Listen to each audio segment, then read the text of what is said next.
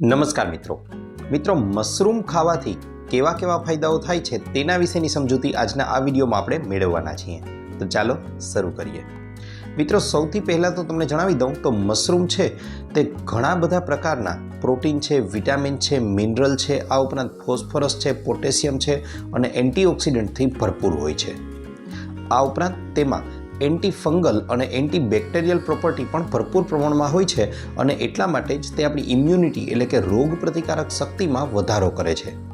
તેની સાથે સાથે વાત કરવા જઈએ તો તે મોસમી બીમારીઓ, એનો મતલબ કે મોસમ બદલવાની સાથે થતા તાવ છે, શરદી છે, ઉધરસ છે કે અન્ય વાયરલ બીમારીઓ છે તેનાથી પણ આપણું રક્ષણ કરવાનું કાર્ય ખૂબ સારી રીતે કરે છે।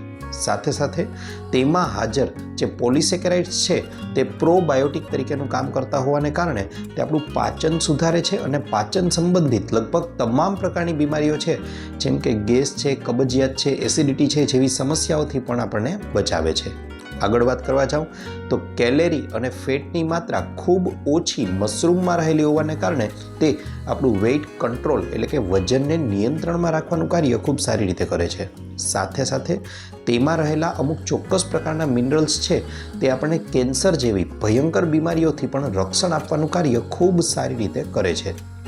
આગળ વાત કરવા જઈએ તો તેમાં રહેલા એન્ટીઓક્સિડન્ટ છે તે સ્કિન સંબંધિત બીમારીઓને દૂર કરે છે, એટલે કે સ્કિન પર ડાઘ થઈ ગયા હોય, સ્કિનમાં ખીલ થઈ ગયા હોય કે સ્કિન આંખોની આસપાસ કાળા કુંડાળા થઈ ગયા હોય કે અન્ય સ્કિનને લગતી ગમે તેવી બીમારી હોય તેને સંપૂર્ણપણે દૂર કરવાનું કાર્ય આ મશરૂમ ખૂબ સારી રીતે કરે છે।